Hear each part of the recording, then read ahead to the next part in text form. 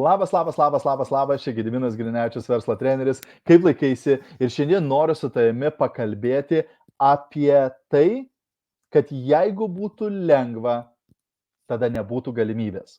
Taigi, jeigu žiūri šį video įrašą, padaryk man paslaugą, parašyk grotelės įrašas į komentarus.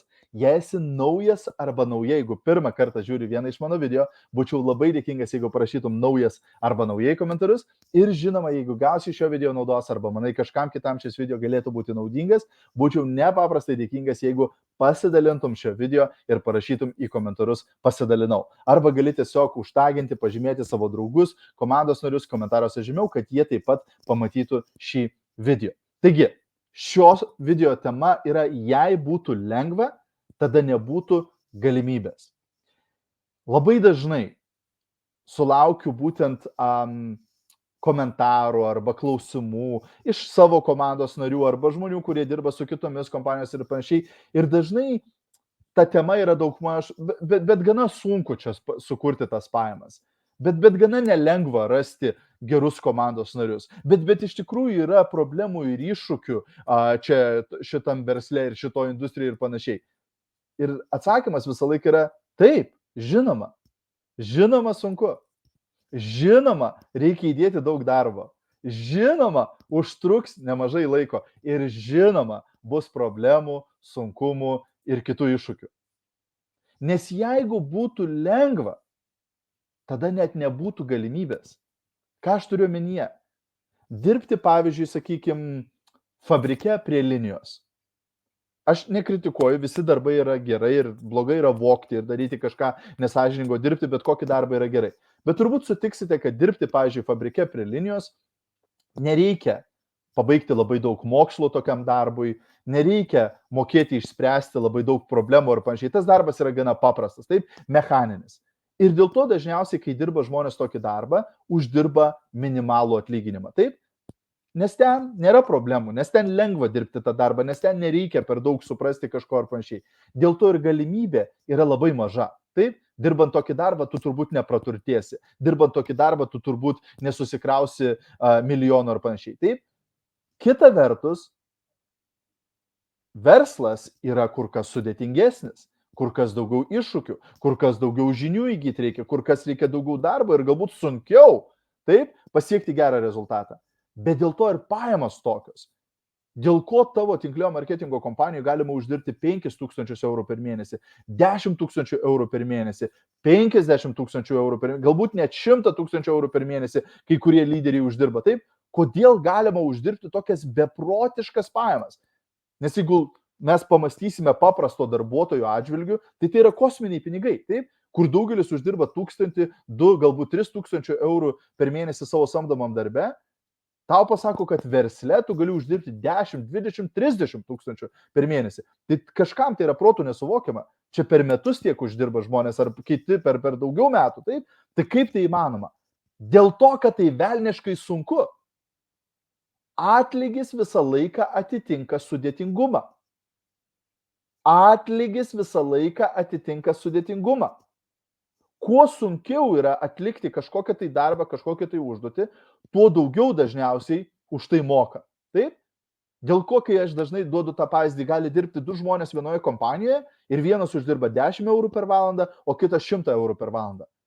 Nes tas, kuris uždirba 100 eurų per valandą, tikriausiai turi daugiau patirties, daugiau žinių, pabaigęs daugiau mokslų, turi daugiau įgūdžių, gali duoti daugiau naudos tai kompanijai ir tikriausiai gali padaryti darbus, kurie yra kur kas sudėtingesni. Tikriausiai gali atlikti užduotis, kurios yra kur kas komplikuotesnės. Taip? Dėl to tas žmogus gali uždirbti tiek. Lygiai tas pats ir versle. Jeigu būtų lengva pastatyti didžiulę komandą tinklinio marketingo versle, jeigu būtų lengva sukurti milžinišką klientų bazę tinklinio marketingo versle, tai visi tavo pažįstami jau būtų tinklinio marketingo milijonieriais. Ir tau net nebūtų čia ką veikti. Visi jau būtų seniai susiregistravę į tinklinį marketingą ir išpirkę visus produktus. Taip? Būtent dėl to ir yra galimybė, nes yra sunku, nes yra nelengva, nes yra iššūkių ir problemų. Ir žinai ką? Tai yra kaip natūralus atrūšiuotojas, jeigu galima taip išreikšti. Būtent tai, kad sunku, Tai, kad reikia įdėti labai daug darbo ir tai, kad bus daug iššūkių ir problemų, natūraliai atrūšiuoja didumą. Taip, kai žinome tą Darvino dėsnį, taip, kad išlieka stipriausi. Lygiai tas pats galioja ir versle. 99% žmonių neuždirbs didelių pajamų ne dėl to, kad nėra galimybės jos uždirbti, ne dėl to, kad neįmanoma jos uždirbti, ne dėl to, kad čia tinklinis marketingas apgaudinėja žmonės ar panašiai. 99% žmonių neuždirbs tų pačių didžiausių pajamų dėl to, kad jie nepasiruošia įdėti tiek daug darbo. Dėl to, kad jiems bus per sunku ir jie mes apsisuks ir nueis geriau dirbs už minimalų atlyginimą. Dėl to, kad jie susidūrė su pirmais iššūkiais, pirmomis problemomis, pasiduos ir nuleis rankas. Dėl to daugelis neuždirba tų didžiulių pajamų. Taip? Ne dėl to, kad nėra galimybės, ne dėl to, kad nėra šanso. Taip? Kartais tinklinio marketingo kritikai sako, o čia tinklinio marketingo nieko tu neuždirbsi, čia neįmanoma, nes pažiūrėk, tik tai vienetai uždirba tas didžiausias pajamas. Taip, sutinku. Dėl to, kad tik tai vienetai yra pasiruošę dirbti sunkiai.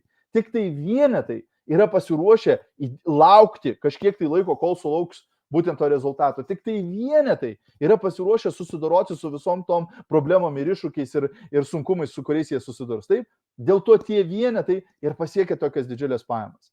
Būtent jeigu būtų lengva, tada nebūtų galimybės. Jeigu būtų lengva, tavęs net nereikėtų tai kompanijai. Taip, jie tiesiog atidarytų tinklapį ir žmonės ateitų išpirktų produktus. Jie atidarytų tinklapį ir žmonės ateitų patys susiregistruotų. Taip, būtent tam tavęs ir reikia tavo kompanijai, nes tavo kompanija žino, kad nelengva rasti klientus. Nes tavo kompanija žino, kad nelengva rasti verslo partnerius, kurie užsiregistruos į komandą ir patys pardavinės ir statys komandą. Tavo kompanija supranta, kad nelengva. Už tai tau ir moka tokias pajamas. Už tai ir sukuria tau tokią nerealią galimybę, kad pastačius tą tinklą, tu gali uždirbti labai geras solidžias pajamas. Taip, kiekvieną mėnesį. Nes jie supranta, kad nelengva. Nes jie žino, kad tai pareikalaus labai daug psichologinės ir fizinės ištvermės. Taip? Jeigu būtų lengva, nebūtų galimybės. Tai kai kitą kartą tau pasidaro sunku, kai kitą kartą tu nori pasiskūsti, kodėl taip nelengva, kodėl tiek iššūkių, kodėl visa taip ir taip, primink savo, kad va būtent dėl to yra tokia didžiulė galimybė. Būtent dėl to tu gali uždirbti tokias pajamas ir sukurti tokį verslą. Dėl to, kad nelengva, dėl to, kad sunku, dėl to, kad reikia įdėti daug darbo, dėl to, kad bus iššūkių ir problemų.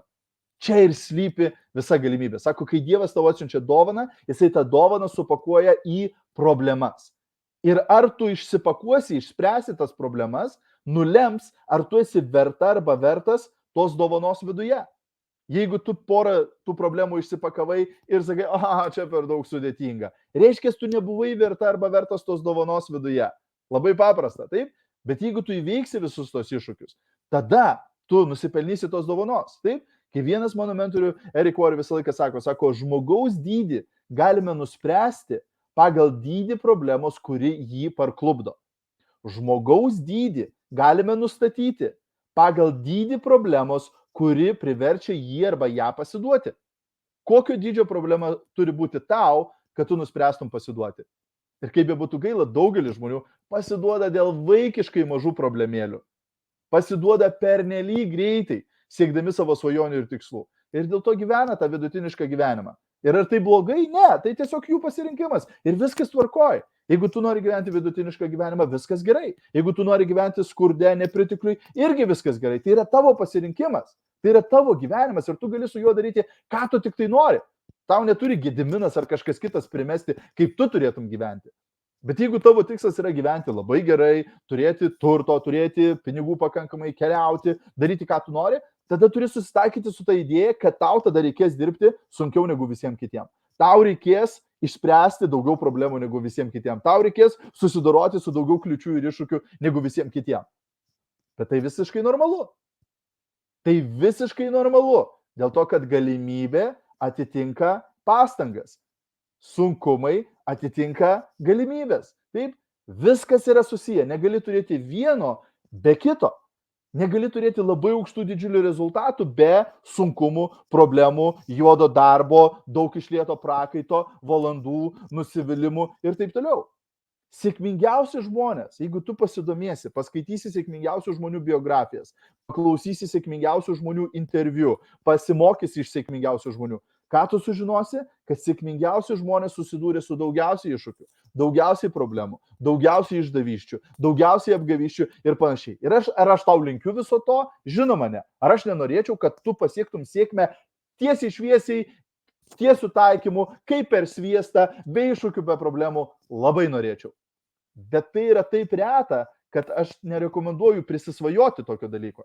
Jeigu tu nori didžiulių rezultatų, tiesiog susitaikyk su tuo, kad sunkus darbas, problemos, daug investuoto laiko, iššūkiai ir taip toliau bus dalis tos kelionės. Tai nėra priešingybė, taip? Nes kartais žmonės galvoja, kad sunkumai ir problemos ir iššūkiai yra vienoj pusėje, o sėkmė kitoj pusėje.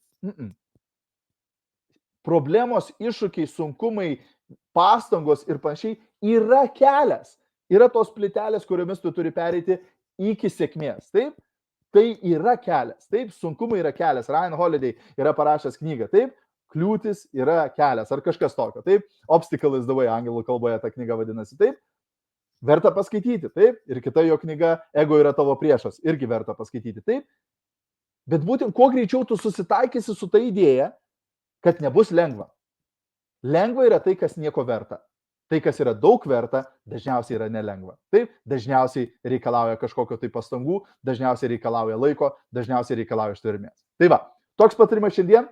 Labai tikiuosi, kad buvo naudinga. Jeigu buvo naudinga, būčiau nepaprastai dėkingas, jeigu pasidalintum šio video. Galbūt kažkam kitam reiktų išgirsti šitą mintį taip pat. Linkiu tau nuostabios dienos ir primenu, kad šiuo metu vyksta Black Friday mokymų išpardavimas, kur gali įsigyti mano populiariausias mokymų programas net su 50% nuolaida. Būtinai pasinaudok tą progą, parekomenduok savo komandos nariams, galbūt jiems taip pat bus naudinga investuoti save, kažką išmokti, įvaldyti ir gauti geresnius rezultatus versle.